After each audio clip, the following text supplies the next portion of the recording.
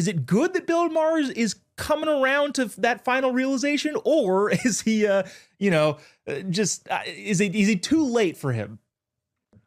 Look, it's fine that he's coming to the realization. I'm not going to knock him for having that, but the point is that he came to the realization that 77 plus million Americans came to without needing to have a sit down dinner, over filet mignon with the president in the White House, and that is precisely because they didn't buy or drink the Kool-Aid that Bill Maher and the rest of the Hollywood apparatus and left-wing press were peddling for so many years. And Bill Maher can sit back and say, nothing I thought I disliked about Trump was present that night.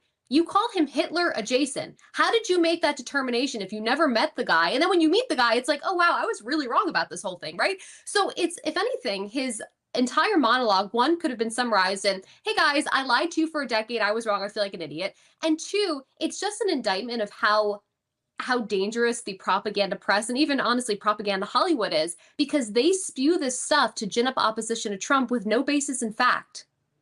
Yeah, no, I think I agree with that, the latter part. I'm not sure if Bill Maher was ever lying. I think he just got brainwashed by the lib media machine. Yeah, look, he may have been brainwashed, but people who are brainwashed, when you are a public figure and you take steps to then go out there and call Donald Trump Hitler adjacent, I mean, even as recent, I think it was September, in an interview with Megyn Kelly, he was basically saying that if Donald Trump wins, we'd be on the wrong side of authoritarian history. So he was peddling the same information. So he's not a victim here. He's also the perpetrator. No, I agree with that point. Lily, so is it I guess the situation that Bill Maher is kind of the kid that actually needs to put his hand on the hot stove in order to be told that it's hot? He just doesn't believe anybody. And if that's the case, how many more people are out there like him that are being brainwashed? And what can we do to alleviate the fear that President Trump is Hitler?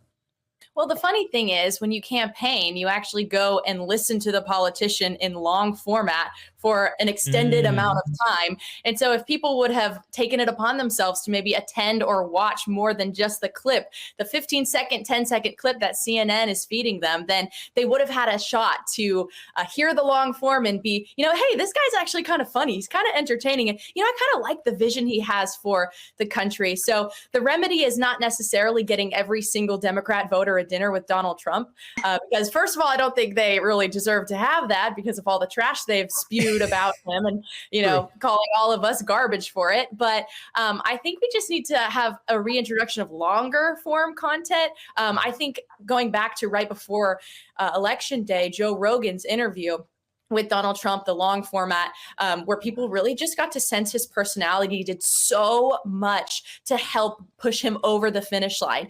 A lot of people like to say that this election was a total landslide by Trump, but it was actually pretty close. I know it's uncomfortable to think about, but it was very close. And every long format piece of media that Donald Trump was able to do helped him in a lot of ways. So I think we should take notes as conservatives that going on long form podcasts, going on the alternate media, doing interviews and actually allowing the personality and the vision, the positive moral vision for America to flow through is something that we need to remember in upcoming cycles. And I'm just going to put it out there. I know that JD Vance is the best in the world at this. And I have confidence that next election cycle we'll be able to get on even more long form interviews and convince more people.